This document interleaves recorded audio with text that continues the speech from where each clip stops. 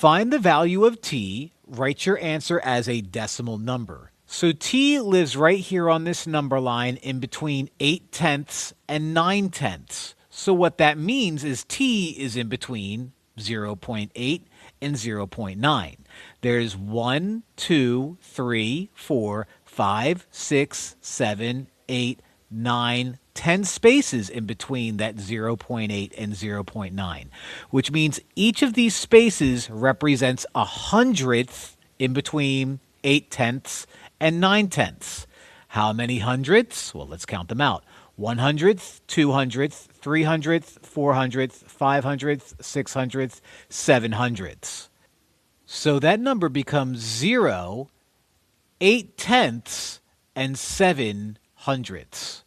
So 87 hundredths is going to be your answer.